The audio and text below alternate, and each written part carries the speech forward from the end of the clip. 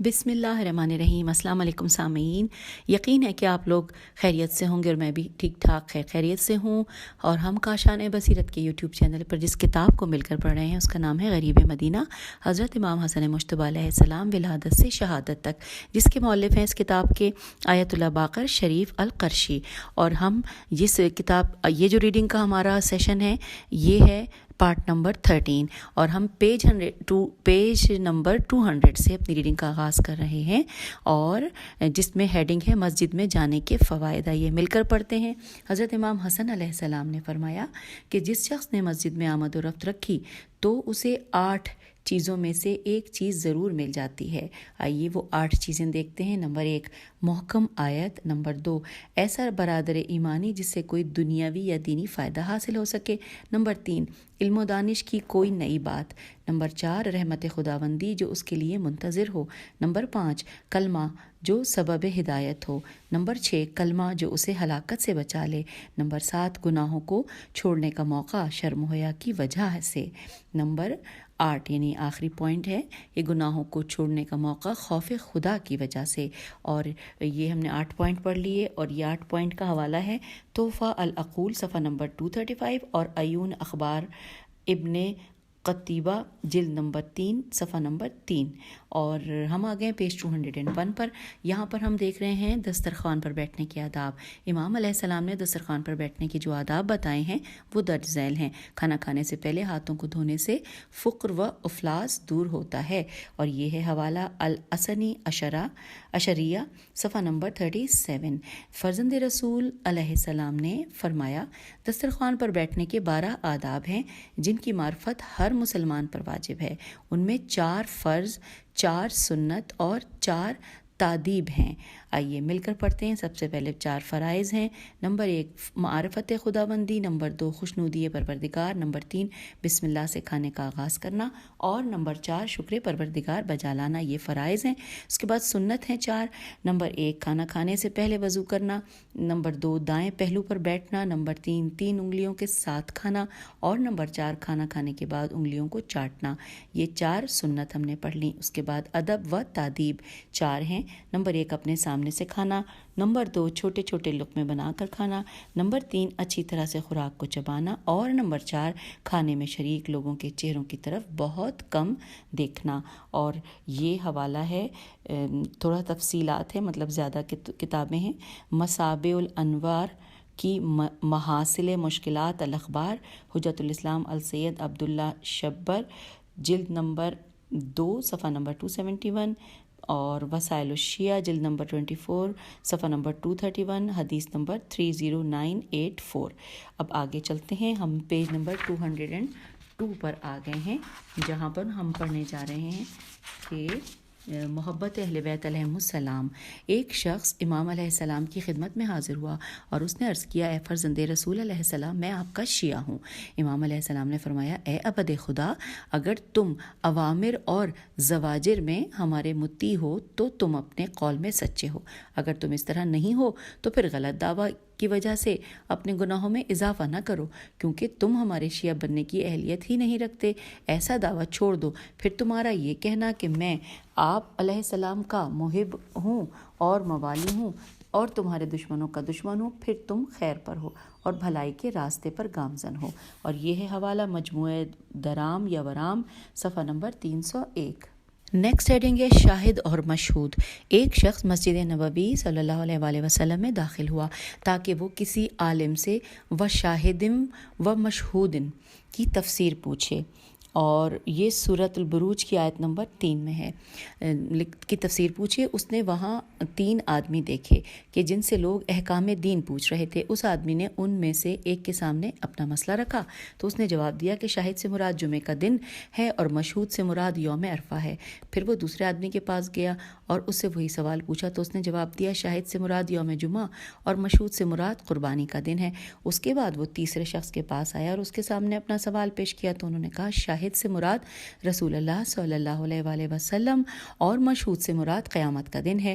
جواب دینے کے بعد انہوں نے قرآنی استدلال پیش کرتے ہوئے فرمایا کہ اے شخص، کیا تم نے قرآن مجید کی یہ آیت سنی ہے؟ اور یہ آیت جو ہے سورہ احزاب کی آیت نمبر 45 ہے۔ آئیے ترجمہ پڑھتے ہیں کہ اے نبی صلی اللہ علیہ وآلہ وسلم، ہم نے آپ صلی اللہ علیہ وآلہ وسلم کو گواہ اور بشارت دینے والا اور تنبیہ کرنے والا بنا کر بھیجا ہے، انورٹڈ کاما کلوز۔ ایک دوسرے مقام پر ہے کہ جو سورہ ہود کی آیت نمبر 103 ہے، ترجمہ انورٹڈ کاما، وہ ایسا دن ہوگا کہ جس میں سب لوگ جمع کیے جائیں گے، انورٹڈ کاما کلوز۔ راوی نے پوچھا کہ ان میں سے پہلا آدمی کون تھا؟ اب یہاں پر تھوڑا سا جواب دینے سے پہلے اشارہ دیا ہوا ہے کہ ہم حاشیے میں پڑھ لیں، اور ہم پیج 203 پر بھی آ گئے ہیں۔ آئیے حاشیے میں جان لیتے ہیں۔ لکھا ہے کہ حضرت عبداللہ بن عباس رضی اللہ بن عبد المطلب بن ہاشم رضی اللہ، آپ رسول اسلام صلی اللہ علیہ وآلہ وسلم کے چچا زاد بھائی ہیں۔ آپ کی والدہ کا نام ام الفضل لبابہ بنت حارث حلالیہ ہے۔ یہ ہجرت سے 3 سال پہلے پیدا ہوئے تھے۔ ایک قول ہے کہ ہجرت سے 5 سال پہلے پیدا ہوئے تھے۔ رسول اکرم صلی اللہ علیہ وآلہ وسلم نے ان کے لیے دعا کی تھی کہ خدایا اسے دین اور قرآن کی تعویل کا علم عطا کر۔ علاوہ ازیں ان کے بارے میں فرمایا کہ خدا اسے علم اور فقہ زیادہ سے زیادہ عطا فرما۔ یہ حاشیے میں ہم نے جان لیا۔ اب آئیے پھر دوبارہ سے پیج پہ پڑھتے ہیں کہ راوی نے پوچھا کہ ان میں سے پہلا آدمی کون تھا؟ تو لکھا ہے مسروق، میم سین رے با قاف۔ مسروق سے روایت ہے کہ جب تمہاری نگاہ عبداللہ بن عباس رضی اللہ پر پڑے تو وہ سب سے زیادہ حسین نظر آتے ہیں، جب وہ بولتے ہیں تو سب سے زیادہ فصیح نظر آتے ہیں، جب ان سے علمی گفتگو ہو تو وہ عالم ناز نظر آتے ہیں۔ کسی نے کہا اگر اہل فارس، روم اور ترک ان کی بات سنیں تو وہ سب مسلمان ہو جائیں، تو حضرت ابن عباس رضی اللہ آخری عمر میں نابینا ہو گئے تھے۔ اس بارے میں انہوں نے کہا تھا کہ اگرچہ اللہ رب العزت نے میری آنکھوں کا نور لے لیا ہے، لیکن میری زبان اور میرے دل میں نور بصیرت موجود ہے۔ میرا دل ذکی اور میری عقل محفوظ ہے۔ میرے منہ میں میری زبان قاطع تلوار سے زیادہ پر اثر ہے۔ ان کی وفات 68 ہجری میں طائف میں ابن زبیر کے دور حکومت میں ہوئی تھی۔ اس وقت ان کی عمر 70 سال تھی۔ ایک قول کے مطابق ان کی عمر 71 سال تھی۔ تیسرا قول یہ ہے کہ انہوں نے 74 سال کی عمر میں وفات پائی تھی۔ ان کی نماز جنازہ حضرت محمد بن حنفیہ علیہ السلام نے پڑھی تھی۔ اور اب ہم جا رہے ہیں پیج 204 پہ۔ لکھا ہے انہوں نے اس دن ان کے بارے میں کہا تھا کہ انورٹڈ کاما آج اس امت کے عالم ربانی کی وفات ہوئی ہے، انورٹڈ کاما کلوز۔ اور یہ ہے حوالہ الاستیعاب، جلد نمبر 2 صفحہ نمبر 250۔ راوی نے پوچھا کہ دوسرے شخص کون تھے؟ اس نے کہا دوسرے شخص عبداللہ بن عمر رضی اللہ تھے۔ اور یہاں پر اس کا حوالہ ہے کہ عبداللہ بن عمر خطاب رضی اللہ یہ 3 ہجری کو پیدا ہوئے تھے اور 84 ہجری میں فوت ہوئے تھے۔ حوالہ ہے الاصابہ، جلد نمبر 2 صفحہ نمبر 347۔ اب لکھا ہے کہ پھر اس نے پوچھا کہ تیسرے شخص کون تھے؟ تو راوی نے کہا کہ تیسری شخصیت حضرت امام حسن علیہ السلام تھے۔ اور ساتھ ساتھ یہ بھی حوالہ ہے کہ الفصول المہمہ ابن صباغ، سواد بے غین صباغ، اور صفحہ نمبر 160۔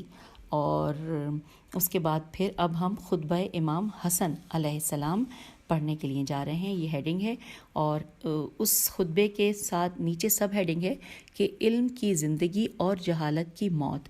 اور یہ پورا خطبہ جو ہے وہ 1.5 صفحات پر ہے، یعنی 205 صفحہ بھی اسی پر ہے۔ اور ہم اس کا اور یہ بھی حوالہ بھی بتا دوں، یہ تحفہ العقول صفحہ نمبر 227 اور 228 پر مشتمل ہے۔ یہ وہاں سے حوالہ ہے اس کا۔ اور اب ہم اس کا ترجمہ پڑھیں گے، جو کہ ہم پیج 206 اور 207 پہ پڑھیں گے۔ آئیے پڑھتے ہیں انورٹڈ کاما، خطبہ امام حسن علیہ السلام، علم کی زندگی اور جہالت کی موت۔ جو شخص خداوند عالم کی خاطر وعظ و نصیحت اور اخلاص اختیار کرتا ہے اور اس کے امر کو اپنا ہادی اور رہنما بناتا ہے تو پروردگار عالم اس کی طرف سے اس کی بہت ہی زیادہ رہنمائی ہوتی ہے، اور اللہ اسے صراط مستقیم پر چلنے میں کامیابی سے نوازتا ہے اور اس کی عاقبت اور آخرت بہتر بنا دیتا ہے۔ جو شخص اللہ تعالیٰ کی پناہ میں آ جاتا ہے تو وہ محفوظ و مامون، اور اس کا دشمن خوفزدہ اور ذلیل ہو جاتا ہے۔ ذکر خداوندی کثرت سے کیا کرو تاکہ حقیقی بادشاہ کی حفاظت و حراست میں آ جاؤ، تقوی اختیار کر کے اللہ تعالیٰ سے ڈرو اور اطاعت کے ذریعے اس کے مقرب بندے بن جاؤ، یقیناً وہ تم سے قریب ہے، وہی جواب دینے والا ہے۔ اس کا ارشاد ہے سورہ بقرہ کی آیت نمبر 186 میں انورٹڈ کاما کہ اور جب میرے بندے تجھ سے میری نسبت سوال کریں تو ان سے کہہ دو یقیناً میں ان کے نزدیک ہوں، مجھ سے جب کوئی مانگتا ہے قبول کر لیتا ہوں، پس انہیں چاہیے کہ میرا ہی کہا مانیں اور مجھ پر ایمان لائیں تاکہ وہ سیدھی راہ پا جائیں، انورٹڈ کاما کلوز۔ سورہ بقرہ آیت نمبر 186 کا یہ ترجمہ پڑھا اور یہ خطبہ بھی جاری ہے۔ اللہ رب العزت دعائیں قبول کرتا ہے، اسی سے ہی دعا کی قبولیت چاہو اور اس پر دلی یقین و اطمینان رکھو، تو یقینی طور پر جو شخص عظمت الہی سے واقف ہے اسے اپنے آپ کو حقیر سمجھنا چاہیے، اور جو لوگ اس کی عزت و عظمت سے خوب واقف ہیں ان کی سرفرازی اور سربلندی یہی ہے کہ وہ تواضع اور انکساری سے کام لیں، اور جو لوگ جلال پروردگار عالم کی معرفت رکھتے ہیں ان کی عزت اسی میں ہے کہ وہ بارگاہ خداوندی میں سر تسلیم خم ہو جائیں، اور جو لوگ یہ بات جانتے ہیں کہ قدرت خداوندی کیا ہے ان لوگوں کے لیے سلامتی کا راستہ یہی ہے کہ وہ اپنے کو اللہ تعالیٰ کے حوالے کر دیں اور اس کی بارگاہ میں جھک جائیں، اور اس کی معرفت کے بعد اس کا انکار نہ کریں، اور ہدایت پانے کے بعد گمراہ نہ ہو جائیں۔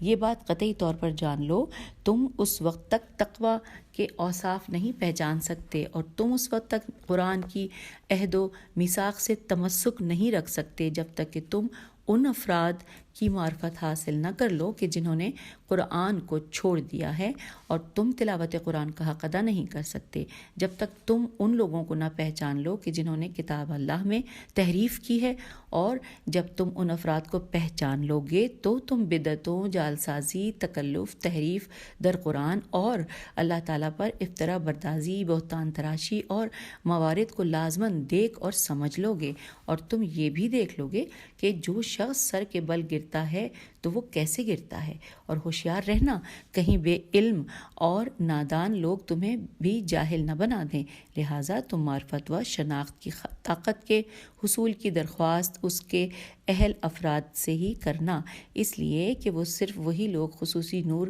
رکھتے ہیں جس سے روشنی حاصل کی جا سکتی ہے، اور یہی افراد وہ امام ہیں کہ جن کی اقتداء اور پیروی کی جانی چاہیے۔ علم کی زندگی اور جہالت کی موت انہی کے وجود کا اثر ہے، اور یہ وہی لوگ تو ہیں جو اپنے حلم و بردباری کے ذریعے تمہیں دوسروں کی جہالت سے باخبر و آگاہ رکھتے ہیں، اور ان کی قوت ناطقہ و بیان سے ان کے سکوت کا اور ان کے ظواہر سے ان کے باطن کا پتہ چلتا ہے۔ یہ حق کی مخالفت کرتے ہیں اور ناحق کے بارے میں آپس میں اختلاف رکھتے ہیں، ان کے لیے اللہ تعالیٰ کی طرف سے آئین دیا جا چکا ہے اور ان کے بارے میں اللہ تعالیٰ کا حکم جاری ہو چکا ہے، یقیناً اس میں یاد کرنے والوں کے لیے یاد رکھنے کی بات موجود ہے۔ جب ذکر سنت اور حکم خدا کو سنو تو عقل سے کام لو اور اپنے عمل میں بھی اس کا خیال رکھو، صرف روایت کرنے کو ہی کافی نہ سمجھ لینا، اس لیے کہ راویان قرآن تو تعداد میں بہت زیادہ ہیں، مگر اپنی زندگی میں اس پر محل اور اس کی رعایت ملحوظ رکھنے والے بہت ہی کم ہیں، مدد مانگنے کے لائق تو اللہ تعالیٰ ہی ہے۔ اور یوں یہ خطبہ مکمل ہوا، اور اب ہم آ گئے ہیں پیج نمبر 208 پر، اور یہاں پر لکھا ہے افصح العرب، امام علیہ السلام کا ایک اور خطبہ۔ حضرت امام حسن علیہ السلام عرب کے ایک عظیم الشان فصیح، بلیغ اور توانا خطیب تھے۔ ابداع، الف بے دال الف عین، ابداع اور ارتجال میں بھرپور قدرت رکھتے تھے۔ قارئین کرام کے استفادے کے لیے امام علیہ السلام کا یہ تاریخی خطاب حاضر ہے۔ انورٹڈ کاما، ہم پروردگار عالم کا وہ حزب ہیں، ہے زیب جس نے ہر صورت غالبانہ ہے۔ ہم رسول اکرم صلی اللہ علیہ وآلہ وسلم اسلام کی قریب ترین اطرت ہیں۔ اور ہم سید الانبیاء صلی اللہ علیہ وآلہ وسلم کے طیب الطاہر اہل بیت علیہم السلام ہیں۔ ہم ثقلین میں سے ایک ثقل ہیں کہ جنہیں نبی رحمت صلی اللہ علیہ وآلہ وسلم اپنی امت میں چھوڑ گئے ہیں۔ ہم کتاب اللہ کے عدیل ہیں جس میں ہر شے کی تفصیل موجود ہے، باطل جس کے سامنے آ سکتا ہے اور نہ پیچھے۔ اس کتاب کی تفسیر بلند آواز کے ساتھ ہمیں ندا دیتی ہے۔ ہم اس کی تعویل اپنے ظن و گمان پر نہیں کرتے بلکہ یقین کی بنا پر اس کے حقائق بیان کرتے ہیں۔ لہٰذا تم لوگوں کو چاہیے کہ ہماری ہی اطاعت کرو جو تم پر فرض ہے، کیونکہ اللہ رب العزت اور اس کے رسول صلی اللہ علیہ وآلہ وسلم کی اطاعت کے ساتھ بھی ہماری اطاعت کا حکم ہے۔ ارشاد خداوندی ہے سورہ نساء آیت نمبر 59 انورٹڈ کاما، اے ایمان والو اللہ کی اطاعت کرو اور رسول صلی اللہ علیہ وآلہ وسلم کی اطاعت کرو اور ان کی جو تم میں صاحبان امر ہیں، انورٹڈ کاما کلوز۔ پھر فرمایا اور دیکھو میں تم لوگوں کو شیطان کی پکار سے ڈراتا ہوں اور تمہارا کھلم کھلا دشمن ہے، ورنہ تم لوگ اس کے دوست ہو جاتے۔ دوبارہ پڑھتے ہیں، پھر فرمایا اور دیکھو میں تم لوگوں کو شیطان کی پکار سے ڈراتا ہوں، وہ تمہارا کھلم کھلا دشمن ہے، ورنہ تم لوگ اس کے دوست ہو جاتے۔ اور اس کے بعد سورہ نساء کی آیت نمبر 83 کا ترجمہ ہے کہ میں تمہیں شیطان کے فریب سے ڈراتا ہوں، وہ تمہارا دشمن ہے، جس کے لیے وہ کہتا ہے انورٹڈ کاما۔ اب آگے جو ہے وہ سورہ انفال کی آیت نمبر 48 ترجمہ ہم پڑھتے ہیں کہ آج انورٹڈ کاما کہ آج لوگوں میں سے کوئی ایسا جو تم پر غالب آ سکے اور میں تمہارا مددگار ہوں۔ پھر جب دونوں لشکر ایک دوسرے کے مقابلے میں آئے تو شیطان الٹے پاؤں بھاگ نکلا اور کہنے لگا کہ میں تم سے بالکل الگ ہوں، میں وہ چیز دیکھ رہا ہوں کہ جو حقیقتاً تم نہیں دیکھ سکتے۔ Inverted comma close. ہم پیج 209 پر آ گئے۔ اب لکھا ہے کہ اس وقت تم لوگ نیزوں، تلواروں، ڈنڈوں اور تیروں کا نشانہ بن جاؤ گے۔ اب اس کے بعد سورہ انعام کی آیت نمبر 158 ہے، ترجمہ ہم پڑھ رہے ہیں انورٹڈ کاما کہ پھر اس وقت کسی کا ایمان لانا نفع نہ دے گا جب تک کہ وہ پہلے ایمان نہ لا چکا ہو اور اپنے ایمان سے اس نے کسب خیر نہ کیا ہو۔ انورٹڈ کاما کلوز ہو گیا۔ اور یہ حوالہ ہے امالی مفید صفحہ نمبر 349، امالی توسی صفحہ نمبر 121 اور 122۔ اب اس کے بعد نیکسٹ ہیڈنگ ہے امام علیہ السلام کا خطاب، دوبارہ لکھا ہوا ہے یہاں پر۔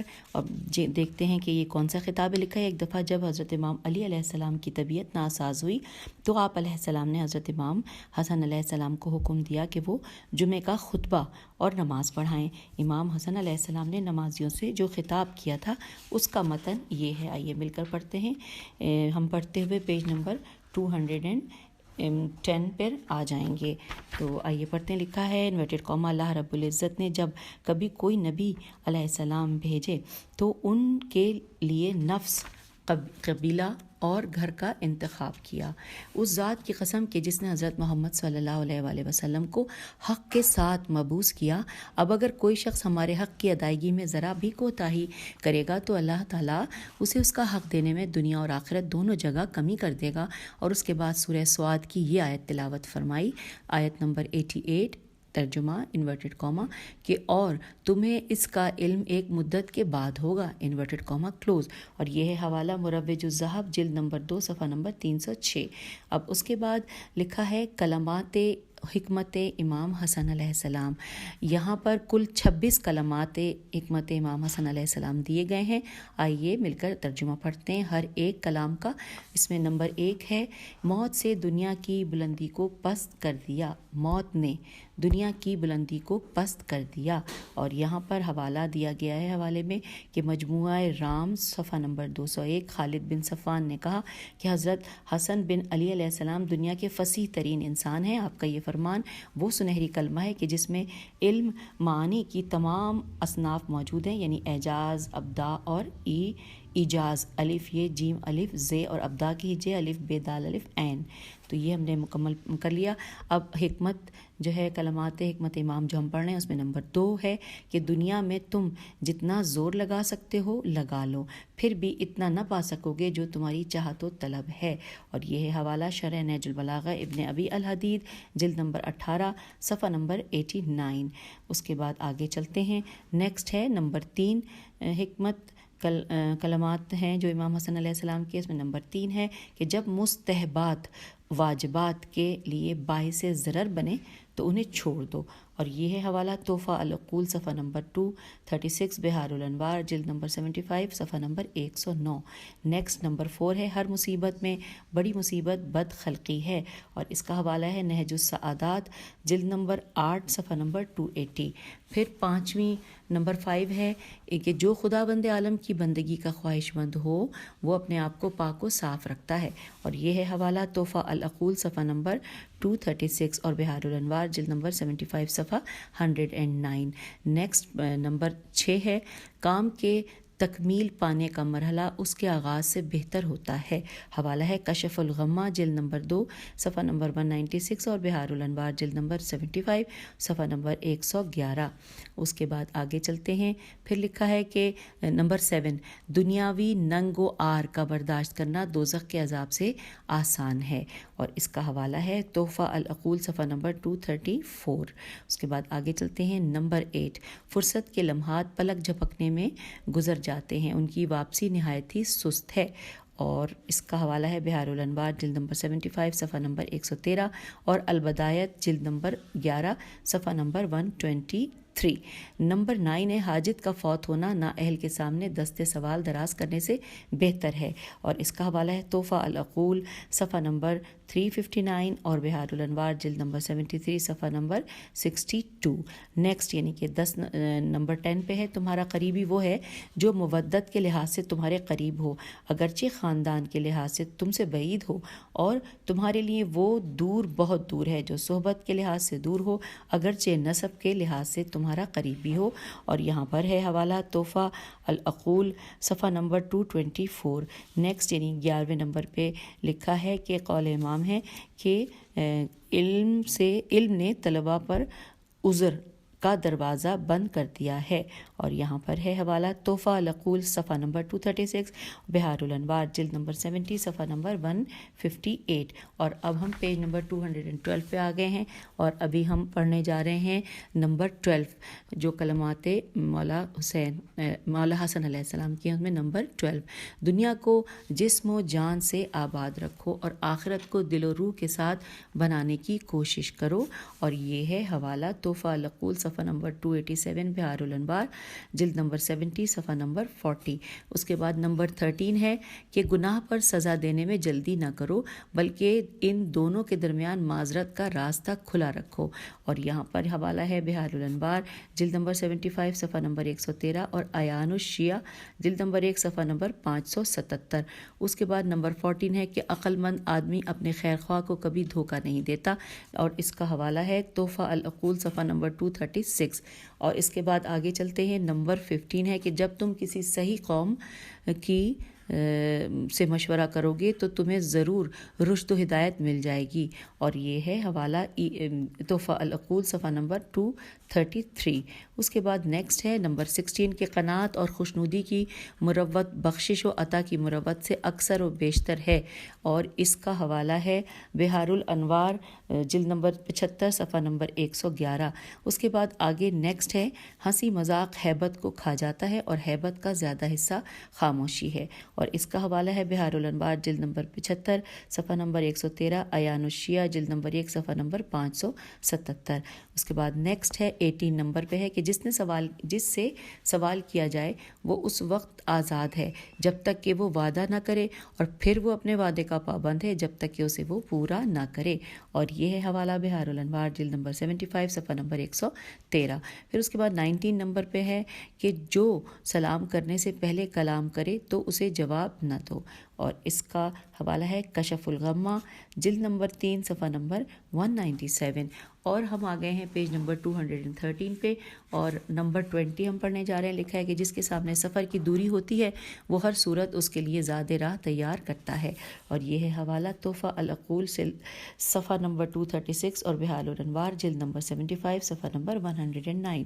اور نیکسٹ نمبر 21 ہے کہ صاحب جود و سخا کے سامنے وعدہ ایک قسم کا مرض ہے، اس مرض کی دوا ایفائے عہد ہے، اور اس کا حوالہ ہے بہار الانوار جلد نمبر 75 صفحہ نمبر 112 اور العداد قویہ صفحہ نمبر 37۔ اب نمبر 22 پہ ہے یقین سلامتی کی پناہ گاہ ہے، اور اس کا حوالہ ہے تحفہ العقول صفحہ نمبر 236، بہار الانوار جلد نمبر 75 صفحہ نمبر 109۔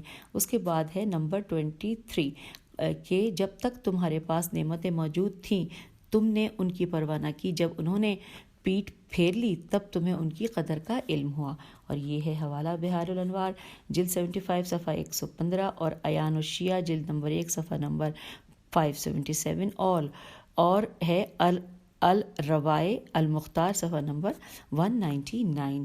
اس کے بعد پوائنٹ نمبر ہے اگلا 24 نمبر پہ لکھا ہے کہ ایک دن، اچھا یہ ترجمہ ہی ہے تو عربی میں، لیکن لکھا ہے ترجمے میں کہ ایک دن امام حسن علیہ السلام نے اپنے اصحاب سے فرمایا کیا تم نے ایسا ظلم دیکھا کہ جو مظلوم سے زیادہ مشابہت رکھتا ہو؟ اصحاب نے عرض کیا فرزند رسول علیہ السلام وہ کیسے؟ تو آپ علیہ السلام نے فرمایا کہ وہ مظلوم حاسد ہے، وہ رنج و اندوہ میں ہوتا ہے اور اس کا محسود چین و راحت میں ہوتا ہے، اور یہ ہے حوالہ الروائے المختار خطبات امام حسن علیہ السلام صفحہ نمبر 112۔ اور اب ہم اس کتاب کے صفحہ نمبر 214 پہ آ گئے ہیں اور اگلا پڑھ رہے ہیں 25 نمبر پہ جو لکھا ہوا ہے کہ ایک شخص نے امام علیہ السلام سے خاموشی کے بارے میں پوچھا کہ اس کے کیا کیا فوائد ہیں، تو آپ علیہ السلام نے فرمایا خاموشی گونگے پن کو پوشیدہ رکھتی ہے، عزت کی زینت ہے، اسے اختیار کرنے والا راحت میں ہوتا ہے، اس کا ہمنشین امن میں ہوتا ہے۔ اور یہاں پر حوالہ ہے بہار الانوار جلد نمبر 75 صفحہ نمبر 111۔ پھر لکھا ہے لاسٹ یعنی 26 نمبر پہ لکھا ہے کہ ایک دفعہ امام علیہ السلام کی ملاقات ایک ایسے شخص سے ہوئی جو ابھی مرض سے صحت یاب ہوا تھا۔ آپ علیہ السلام نے اس سے فرمایا کہ اللہ رب العزت نے تجھے یاد کیا ہے، اب تم اسے یاد کرو، اور اس کا حوالہ ہے تحفہ العقول صفحہ نمبر 224 اور بہار الانوار جلد نمبر 75 صفحہ نمبر 106۔ تو یوں ہم نے یہ 26 کلمات مولا کے پڑھ لیے ہیں جو کہ ٹوٹل 26 ہیں۔ اب ہم نیکسٹ ہیڈنگ کی جانب آ گئے ہیں، لکھا ہے کہ امام کا شعری کلام۔ حضرت امام حسن علیہ السلام کا شعری کلام بہت قلیل ہے۔ اس کتاب کے گزشتہ صفحات میں کچھ اشعار نقل کیے گئے ہیں جو آپ علیہ السلام سے منسوب ہے۔ محقق ابن رشیق رے شین یہ قاف نے امام علیہ السلام کا شمار بطور ایک شاعر کے بھی کیا ہے۔ اس نے آپ علیہ السلام کا ایک شعر بطور استشہاد پیش کیا ہے۔ امام علیہ السلام نے یہ شعر اس وقت کہا تھا جب آپ علیہ السلام نے خضاب کر رکھا تھا۔ شعر کا ترجمہ ہم پڑھتے ہیں انورٹڈ کاما میں کہ ہم نے اپنے بالوں پر خضاب لگا رکھا ہے، اوپر والے بال سیاہ ہیں لیکن اس کی جڑیں سفید ہیں، اے کاش بالوں کی جڑیں سیاہ ہوتیں، اور یہاں پہ انورٹڈ کاما بھی کلوز ہو گیا ہے، اور جبکہ حوالہ ہے عمدۃ القاری جلد نمبر 1 صفحہ نمبر 21۔ پھر لکھا ہے کتاب عیان الشیعہ میں آپ علیہ السلام کے اشعار موجود ہیں جو دنیا کی ناپائیداری کے پیغام پر مشتمل ہیں۔ ہم کتاب کے صفحہ نمبر 215 پہ آ گئے ہیں اور یہاں پہ کچھ اشعار لکھے ہوئے ہیں، آئیے ان کا ترجمہ پڑھتے ہیں۔ لکھا ہے انورٹڈ کاما میں کہ زمانے کی کدورتوں کا خیال نہ کرو، اس کی شفافیت اس وقت رخصت ہو گئی کہ جب اس کا سرور چلا گیا۔ زمانہ اس شخص کو کیسے دھوکہ اور فریب دے سکتا ہے کہ جس کی زندگی کے شب و روز محکم تجربات سے وابستہ رہے ہوں۔ انورٹڈ کاما کلوز ہو گیا، اور یہاں پر حوالہ ہے عیان الشیعہ جلد نمبر 1 صفحہ نمبر 578 اور بہار الانوار جلد نمبر 43 صفحہ نمبر 340۔ پھر لکھا ہے کہ مناقب میں جو اشعار ہیں وہ درج ذیل ہیں۔ آئیے ان اشعار کا بھی ترجمہ پڑھتے ہیں کہ اگر زمانے نے ہمارا ساتھ نہ دیا تو ہمیں اس کی پرواہ نہیں، ہم صبر سے کام لیں گے، ہر آزمائش نے جلد گزر جانا ہے، اگر زمانے نے مجھے خوشی دی تو پھر مجھے اس کی پرواہ نہیں، کیونکہ ہر سرور و خوشی کے جلد معدوم کیونکہ ہر سرور اور خوشی نے جلد معدوم ہو جانا ہے۔ اور اس کے بعد ایک اور شعر لکھا ہے کہ جس کا ترجمہ ہم پڑھنے جا رہے ہیں کہ اے نوجوان عزیز اپنے نفس کو تقوی کی منزل پر اتارو، کیونکہ موت نے تیری طرف رخ کیا ہوا ہے۔ جب تیرے دل میں فرحت و مسرت آئے تو اس بات کا خیال رکھ کہ تو نے اپنے پیاروں کی قبر میں نہیں دیکھا کہ ان کے حالات کیا ہیں۔ انورٹڈ کاما کلوز، اور یہاں پر حوالہ ہے تاریخ دمشق جلد نمبر 13 اور صفحہ نمبر 260۔ اور اب ہم کتاب کے 216 پیج پر آ گئے ہیں اور یہاں پر مین ہیڈنگ ہے لرزہ خیز مصیبت۔ آئیے اس کے بارے میں جانتے ہیں۔ لکھا ہے حضرت امام حسن علیہ السلام کے بچپن کا دور نہایت حسین و جمیل اور خوشحالی کا دور تھا۔ آپ علیہ السلام کے ایام طفلیت اپنا نانا رسول اللہ صلی اللہ علیہ وآلہ وسلم کے ملکوتی، شیریں، ٹھنڈے اور خوشگوار سائے کے نیچے گزرے، اور آپ علیہ السلام کبھی آغوش رسالت میں ہوتے، کبھی نبوت کے شانوں پر، تو کبھی سید الانبیاء صلی اللہ علیہ وآلہ وسلم کے ہاتھوں اور صدر و سینے پر، کیونکہ آپ علیہ السلام پیغمبر خدا صلی اللہ علیہ وآلہ وسلم کی آنکھوں کی ٹھنڈک اور آپ کے دل کا میوہ تھے۔ جب امام علیہ السلام نبی رحمت صلی اللہ علیہ وآلہ وسلم کے سامنے ہوتے تو آپ کی مبارک آنکھیں اپنے نواسے کے چہرے پر مرکوز رہتی۔ جی ہاں، فرزند رسول علیہ السلام کے بچپن کا ہر لمحہ ناز و نام اور پیار و محبت سے معمور تھا۔ آپ علیہ السلام جہاں قدم رکھتے سیادت و سعادت بڑھ بڑھ کر آپ علیہ السلام کی قدم بوسی کرتی۔ صحابہ کبار نبی علیہ السلام کے نواسے کا استقبال کرتے، انہیں اٹھاتے، سینوں سے لگاتے، پیار کرتے، کھیل کھلاتے۔ المختصر یہ کہ وہ حسین لمحات تھے جو جنت کی بہاروں اور اس کی نعمات سے کم نہ تھے۔ حضرت امام حسن علیہ السلام نے جب اپنے جد بزرگوار صلی اللہ علیہ وآلہ وسلم کی آغوش رحمت میں آنکھیں کھولیں تو دین اسلام کو رحمت عالم صلی اللہ علیہ وآلہ وسلم کا طواف کرتے دیکھا۔ اس وقت اس کا دائرہ نہایت ہی محدود تھا، پھر روز بروز وسیع ہونے لگا۔ ادھر کفر و شرک کی طاقتیں زوردار طریقے سے حرکت میں تھیں، آئے روز ان کی طرف سے طبل جنگ بجتے، نیزوں اور تلواروں کے سیاہ بادل چمکتے اور گرجتے، طرفین کی طرف سے میدان حرب و ضرب سجتے، آتش جنگ شعلہ ور ہوتی، اسلام فاتح کی صورت میں آگے بڑھتا رہا اور کفر و شرک کی طاقت سقوط کرتی رہی۔ لوگ گروہ در گروہ اسلام قبول کرتے رہے۔ آخر وہ دن بھی آیا کہ اسلامی فوج کے ہاتھوں مکہ مکرمہ فتح ہو گیا، اسلام سر بلند ہوا اور شرک سرنگوں ہوا۔ جزیرۃ العرب کے کونے کونے میں دین اسلام کا پرچم لہرانے لگا۔ مسلمان فوج جس نے لمبے عرصے سے جد و جہد کر رکھی تھی، آخر ان کی کاوش کامیاب ہوئی اور اس نے سکھ کا سانس لیا۔ اس فوج کی کمان محمد صلی اللہ علیہ وآلہ وسلم و آل محمد علیہ السلام کے ہاتھ میں تھی۔ ہم آگئے پیج 217 پر۔ زمانے نے انگڑائی لی اور اس عظیم الشان خوشی و مسرت کے ماحول کو امتحان و آزمائش سے دو چار ہونا پڑا، کیونکہ وحی کے ذریعے رسول اللہ صلی اللہ علیہ وآلہ وسلم کو خبر دے دی گئی تھی کہ اب آپ صلی اللہ علیہ وآلہ وسلم حضیرت القدس کے سفر کے لیے تیاری شروع کر دیں۔ ہے زوئے یہ رے گولتا الف لام قاف دال سین، حضرت القدس کے سفر کے لیے تیاری شروع کر دیں۔ نبی رحمت صلی اللہ علیہ وآلہ وسلم کو رفیق اعلیٰ سے وصال کے لیے جو علامات وصول ہوئی تھیں ان کی تفصیل حسب ذیل ہے۔ نمبر 1، دنیا سے آخرت کا سفر۔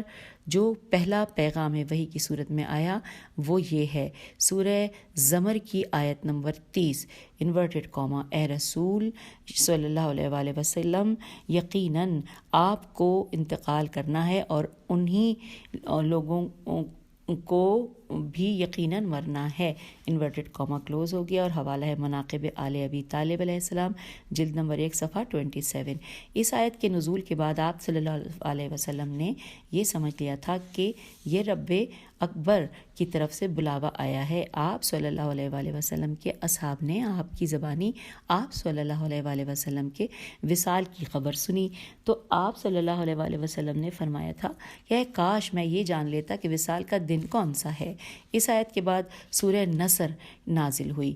پیغمبر اکرم صلی اللہ علیہ وآلہ وسلم دوران نماز تکبیر اور قرات میں کہ خاموش ہو کر پڑھتے، سبحان اللہ و بحمدہ استغفر اللہ و اتوب الیہ۔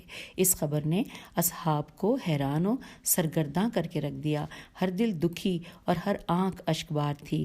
آخر انہوں نے بارگاہ نبوت میں درخواست پیش کر دی کہ انہیں حقیقت حال سے آگاہ کیا جائے۔ پیغمبر اکرم نے فرمایا، انورٹڈ کاما، میرے دل کی آواز یہی ہے کہ رفیق اعلیٰ سے وصال کی گھڑیاں ختم ہیں، انورٹڈ کاما کلوز۔ حوالہ ہے الخصائص الکبریٰ، جلد نمبر 2 صفحہ نمبر 368۔ جب عاشقان رسول صلی اللہ علیہ وآلہ وسلم نے یہ بات سنی تو ان کے دل کی دنیا ویران ہو کر رہ گئی، ان کی روحیں ان کے گلوں میں اٹک کر رہ گئیں، ان پر موت و حیات کی کشمکش طاری ہو گئی۔ اور نمبر 2 لکھا ہے، ابھی ہم نے پہلا پڑھا تھا نا کہ تفصیل حسب ذیل ہے، یعنی نبی رحمت کو رفیق اعلیٰ سے وصال کے لیے جو علامات وصول ہوئی تھیں ان کی تفصیل حسب ذیل ہے۔ پہلے ہم نے یہ پڑھ لی، اب نمبر 2 لکھا ہوا ہے کہ دوسری علامت یہ تھی، اور اس کو پڑھتے ہوئے ہم پیج 218 پہ آ گئے ہیں۔ دوسری علامت یہ تھی کہ آپ صلی اللہ علیہ وآلہ وسلم پر اس سال 2 مرتبہ قرآن کریم نازل ہوا۔ سرکار دو عالم صلی اللہ علیہ وآلہ وسلم نے سمجھ لیا تھا کہ ہجر و فراق کی گھڑیاں قریب ہیں۔ آپ صلی اللہ علیہ وآلہ وسلم نے اصحاب کو آگاہ کر دیا تھا کہ اب آپ صلی اللہ علیہ وآلہ وسلم نے مزید ان کے درمیان نہیں رہنا، جس طرح جس نے پیغمبر اکرم صلی اللہ علیہ وآلہ وسلم سے یہ خبر سنی تو اس کی حالت غیر ہو کر رہ گئی۔ اس کی آنکھیں تھیں کہ ساون کے بادل کی طرح برس رہی تھیں۔ اب آئیے نیکسٹ ہیڈنگ پڑھتے ہیں۔ لکھا ہے حجت الوداع۔ جب رسول امین صلی اللہ علیہ وآلہ وسلم نے دیکھ لیا کہ اب خلد بری کا سفر قریب ہے، تو آپ صلی اللہ علیہ وآلہ وسلم نے اپنی امت کی ہدایت کے لیے ایک برنامہ تشکیل دیا کہ آپ صلی اللہ علیہ وآلہ وسلم اس سال بیت اللہ کا حج کریں گے۔ جب آپ صلی اللہ علیہ وآلہ وسلم نے حج کرنے کا اعلان کیا تو یہ آواز دور دور تک پہنچی، تو ہر طرف سے لوگوں نے حج کے اس کاروان نور میں شامل ہونا شروع کیا۔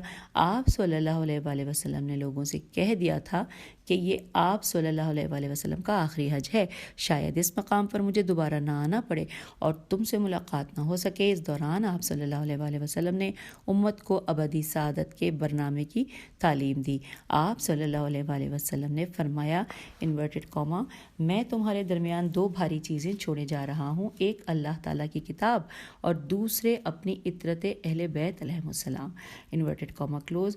حوالہ ہے صحیح ترمذی جلد نمبر 2 صفحہ نمبر 308۔